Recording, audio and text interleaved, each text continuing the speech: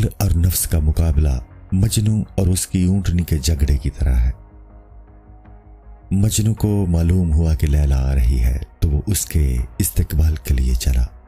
جس اونٹنی پر وہ سوار ہوا اس کے بچے کو گھر میں چھوڑ گیا۔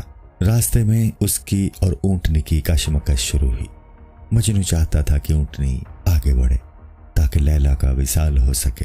اونٹنی گھر کی طرف جانا چاہتی تھی تاکہ اپنے بچے کے پاس پہنچے۔ مجنو کو ذرا سی غفلت ہوتی تو وہ اونٹنی پیچھے کو پلٹ جاتی۔ چونکہ مجنو کا جسم عشق سے پر تھا اس لیے وہ اونٹنی کی ایسی حرکت سے بے ہوش ہوا جاتا تھا۔ انسان کی عقل اس کے ہر کام کی نگرانی کرتی ہے، مگر مجنو تو عشق میں بے عقل ہو چکا تھا۔ ناکا کو ہوش تھا، وہ جب دیکھتی کہ اس کی مہار ڈھیلی ہے فوراً سمجھ جاتی کہ مجنو غافل ہے اور وہ پیچھے کی طرف چل پڑتی۔ جب مجنو کو ہوش آتا وہ دیکھتا کہ اونٹنی میلوں پیچھے واپس ہو گئی ہے۔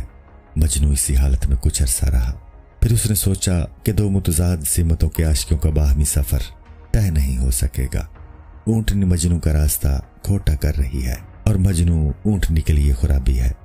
مجنو نے اونٹنی کو چھوڑ دیا اور خود چل پڑا۔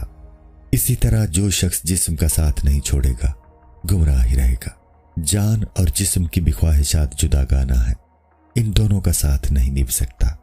جان کی پرواز عالم بالا کی جانب ہے اور جسم کو زمین پسند ہے۔ جب تک انسان کی روح جسم کے ساتھ رہے گی مقصد حاصل نہ ہوگا۔ حکیم سنائی رحمت اللہ تعالی علیہ فرماتے ہیں، اللہ کا عشق لیلا کے عشق سے کم نہیں ہے۔ جب مجنو لیلا کے عشق میں اونٹنی کو خیر بات کہہ سکتا ہے تو خدا کے عشق میں جسم کو اور اس کی سواری کو خیر بات کہہ دینا چاہیے۔ اللہ کے راستے کا گیند بن جا اور لڑکتا ہوا اس کے دربار تک پہنچا۔ اس سفر میں ابتدا تو خود کوشش کرے گا، پھر اللہ کی جانب سے کشش شروع ہو جائے گی۔ جذب خداوندی سے جو رفتار ہوگی وہ محض عطائے خداوندی ہے۔ یہ خدائی جذب عام جذب نہیں ہے جو ہر راستے میں حاصل ہو جائے۔